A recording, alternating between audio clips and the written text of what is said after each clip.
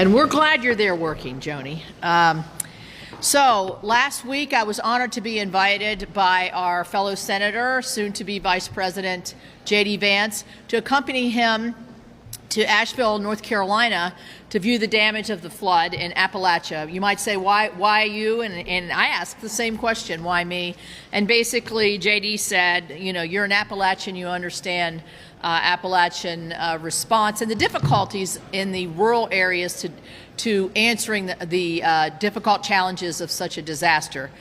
Well, we went to the Fairview Volunteer Fire Department where we met with the family of Battalion Chief Tony Garrison. Tony Garrison left his home because he knew there were people in distress, and it was amazing the way everybody was so isolated down there because of the hills. But he and his nephew and his son went to rescue some folks they knew were in distress, and Mr. Garrison and his nephew lost their lives, and their son lived.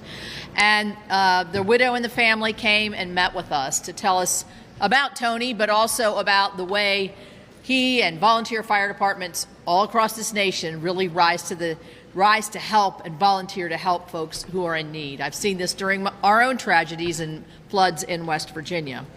But one of the frustrating things that Senator Vance, soon to be Vice President Vance, called attention to, that I think is something I'd like to call out again, and that is to ask President Biden and the FEMA officials to grant the waivers on the direct housing dollars. What they're doing is there's people, the day we were there it was 28 degrees. There are people that are living on their properties in tents several months later because FEMA will not allow them to use the direct housing benefit.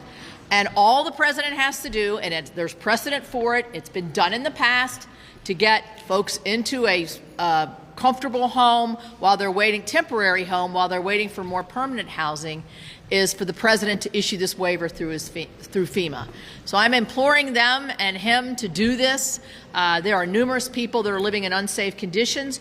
The hotel rooms are full, and people cannot live an hour and 2 hours away because they're still working, they have families, and they need to be close by as they're protecting their property.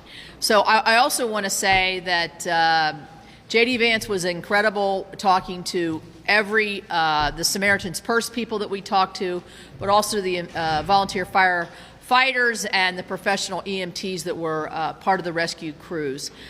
Our hearts go out to them. It's been a difficult time, particularly in that area of North Carolina.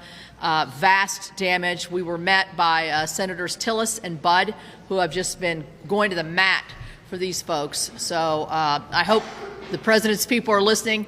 I hope the waivers come forward so these folks can spend their Christmases at least with a little comfort, knowing that they're close to home and safe housing.